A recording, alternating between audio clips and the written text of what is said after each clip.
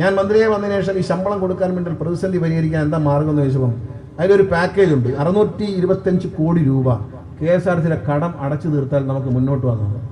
നിങ്ങൾ പറഞ്ഞ ആവശ്യമില്ല. അദ്ദേഹം നേരിട്ട് യോഗം വിളിച്ച് 1 മാസത്തിനുള്ളിൽ 625 കോടി രൂപ KTDFC എന്ന സ്ഥാപനത്തിന് അടച്ചു കൊടുത്തുകൊണ്ട് ആ കടത്തിൽ നിന്നും KSRTCയെ മോചിപ്പിച്ചത് കേരളത്തിന്റെ ബഹുമാനായ മുഖ്യമന്ത്രി സഖാവ് പിണറായി വിജയനാണ്.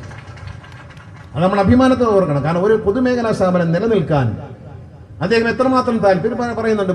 നഷ്ടത്തിലോടുന്ന പൊതുമേഖലാ സ്ഥാപനം പ്രൈവറ്റൈസ്. ഞാൻ ചോട്ടെ, ഈ ചില കമ്പനികളുണ്ട്, നമുക്കറിയാം, സർക്കാർ കമ്പനി കാട് കയറി, ജീവനക്കാർക്ക് ശമ്പളമില്ല, ജീവനക്കാർക്ക് ജോലിയില്ല, ഓണം വരുമ്പോൾ സർക്കാർ കൊടുക്കുന്ന 2000 രൂപയ്ക്ക് ജീവിക്കുക, ഇങ്ങനെയുള്ള അവസ്ഥയിലുള്ള ഒരുപാട് പൊതുമേഖലാ സ്ഥാപനങ്ങളുണ്ട്.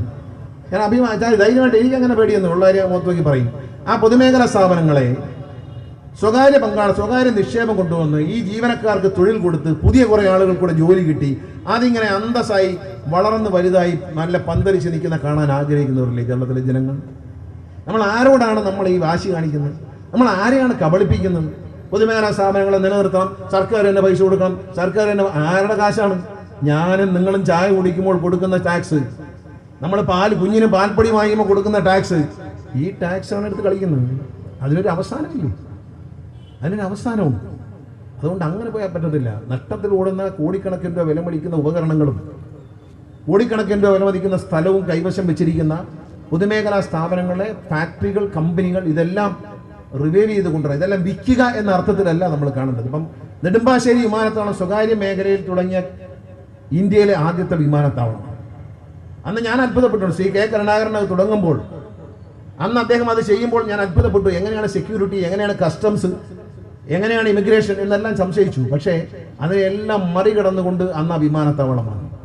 51% അതിന്റെ ഓഹരി 51% പോലും സർക്കാരിനില്ല. പക്ഷേ വിമാനത്താവളം ആരാണ് നിയമിക്കുന്നത്? ആരാണ് വിമാനത്താവളത്തിന്റെ ചെയർമാൻ? ബഹുമാനപ്പെട്ട മുഖ്യമന്ത്രിയാണ്. ആരാണ് വൈസ് ചെയർമാൻ? മന്ത്രിയാണ് കേരളത്തിന്റെ. ആരാണ് നിയന്ത്രിക്കുന്നത്?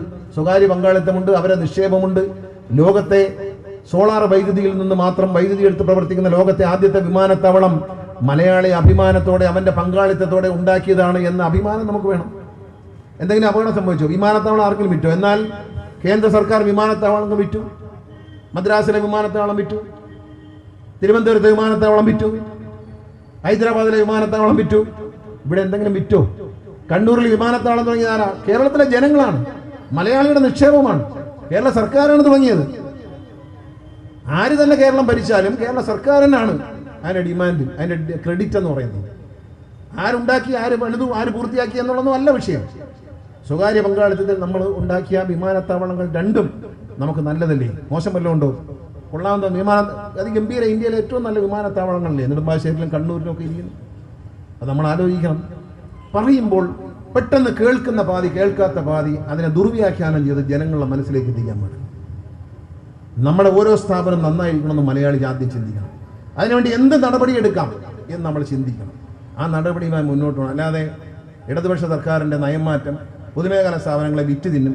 KSRTC വിൽക്കുമെന്നൊക്കെ ജനങ്ങൾ KSRTC വിൽക്കുന്നില്ല, അല്ലാതെ തന്നെ KSRTC രക്ഷപ്പെടും. നിങ്ങൾ വിൽക്കണ്ട. KSRTC ജീവനക്കാർ സഹകരിച്ചാൽ, ജനങ്ങൾ സഹകരിച്ചാൽ KSRTC പച്ച പിടിക്കും, രക്ഷപ്പെടും. KSRTC അടുത്ത മാസം ലാഭത്തിലാക്കാന്നുള്ള മണ്ടത്തരമൊന്നും ഞാൻ പറയത്തില്ല. കോടാനുകോടി രൂപയുടെ കടമുള്ള KSRTC സ്വന്തം കാലിൽ നിർത്താൻ ഇനിയും കഴിയും. KSRTC ജീവനക്കാർ വിചാരിക്കണം, സർക്കാരിൻ്റെ സഹായം വേണം, ജനങ്ങളുടെ സഹകരണം വേണം. നഷ്ടത്തിലോടുന്ന വണ്ടിയെല്ലാം നാളെയും മറ്റന്നാളും പിന്നെയും ഓടിച്ചോളൂ എന്ന് പറയുന്നത്. അതുകൊണ്ട് ഒറ്റ കാര്യം ഞാൻ ഒരിക്കൽ കൂടി ഓർമ്മിപ്പിക്കുകയാണ്, നഷ്ടത്തിലാക്കരുത്. നല്ല ലക്ഷ്യത്തോടെ നമ്മുടെ MLA നിങ്ങളുടെ മുഴുവൻ വികാരങ്ങളെ മാനിച്ചുകൊണ്ട് അദ്ദേഹം നമ്മളെല്ലാം സമ്മർദ്ദം ചെലുത്തി, ഗവൺമെൻറ്റിൽ സമ്മർദ്ദം ചെലുത്തി, എന്നെ സമ്മർദ്ദത്തിലാക്കി അദ്ദേഹം ഈ സംഭവം കൊണ്ടുവരുമ്പോൾ ഇത് വിജയിച്ചില്ലെങ്കിൽ നഷ്ടം നിങ്ങൾക്ക് തന്നെയാണ്. ഹൈക്കോടതിയിലൂടെ ഇറങ്ങി അടുത്ത വണ്ടി കയറി പോയാൽ മതിയെന്ന് തീരുമാനിക്കരുത്. അതുകൊണ്ട് പരമാവധി ബസ്സിനെ ഉപയോഗിക്കണം എന്ന് അഭ്യർത്ഥിച്ചുകൊണ്ട് ഇതൊരു വിജയമാകട്ടെ എന്ന പ്രാർത്ഥനയോടെ നിങ്ങളുടെയൊക്കെ സ്നേഹവും അനുഗ്രഹവും KSRTCയുടെ ഈ വാഹനങ്ങൾക്കുണ്ടാകണം എന്ന് അഭ്യർത്ഥിച്ചുകൊണ്ട് എല്ലാവരുടെയും അനുവാദത്തോടെ, ഇവിടെ വന്നിരിക്കുന്ന എല്ലാ വ്യക്തിത്വങ്ങളുടെയും അനുവാദത്തോടെയും അനുഗ്രഹത്തോടെയും പ്രാർത്ഥനകളോടെയും ഈ ഒരു സംവിധാനം, പുതുതായി ഒരുക്കുന്ന ഈ ആധുനികമായ നമ്മളുടെ സ്വപ്നമായ ഈ സംവിധാനം എറണാകുളത്തേക്ക് പോവുക, ടൗണിലേക്ക് പോവുക, ഓഫീസുകളിലേക്ക് പോവുക, ഇതെല്ലാം യാഥാർത്ഥ്യമാകട്ടെ എന്ന ആഗ്രഹത്തോടെ ഈ പദ്ധതി ഉദ്ഘാടനം ചെയ്തതായി അറിയിക്കുന്നു.